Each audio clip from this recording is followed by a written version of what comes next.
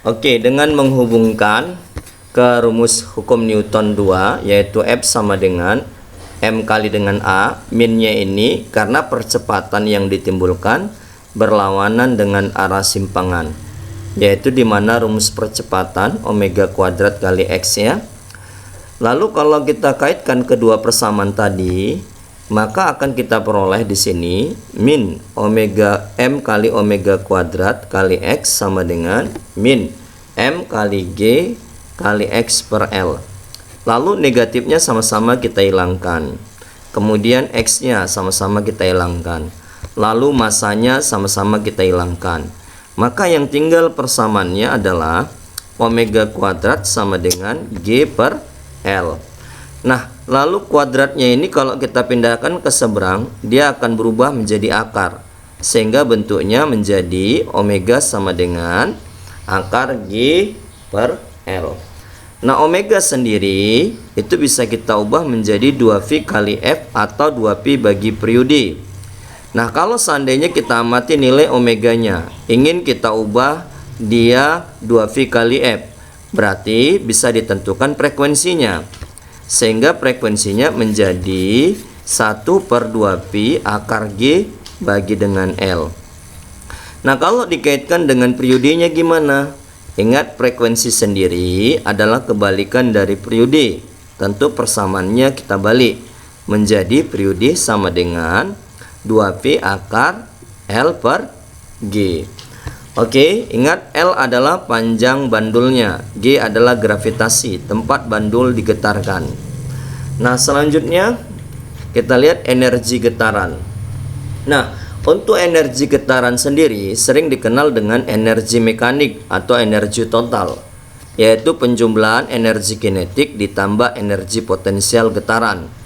Yang mana energi kinetik kita tahu rumusnya adalah setengah mv kuadrat ya. Lalu kalau kita kaitkan ke rumus V yang lalu, kan ada rumusnya seperti ini, kita tulis V kuadrat sama dengan omega kuadrat dalam kurung A kuadrat kurang X kuadrat.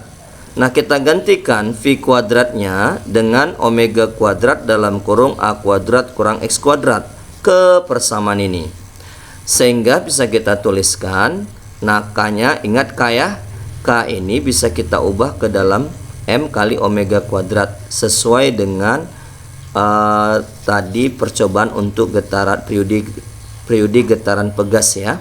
Nah, kan udah ada tadi kan di video kita tadi.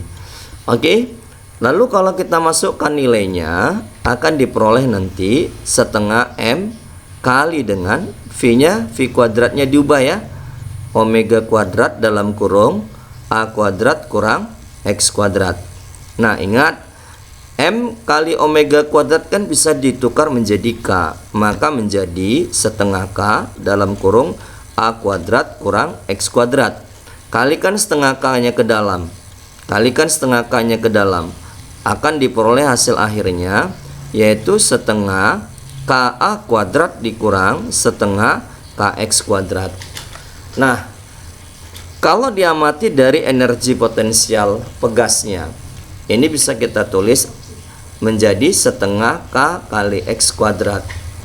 Dengan demikian, kalau digabungkan kedua persamaan energi kinetik ditambah energi potensial, maka bisalah didapat energi totalnya menjadi energi kinetiknya kan ini. Kita tulis ulang ya. Nih, lalu ditambahkan dengan energi potensialnya ini. Ya, maka ini sama bentuknya, berarti bisa kita hilangkan. Sehingga bentuk persamaan energi total menjadi setengah K kali A kuadrat. Oke, nah kita buat keterangannya. EK sendiri adalah energi kinetik, satuan SI nya Joule. Kemudian EP energi potensial pegas, satuannya Joule, yang rumusnya setengah KX kuadrat. Bedakan X dengan A ya. X ini simpangan pada saat tertentu, kalau A simpangan terjauh atau maksimum. Lalu ET energi getar atau energi total getaran, yang satuannya dalam Joule. Oke, ini aja dulu. Nanti kita buat contoh soalnya ya.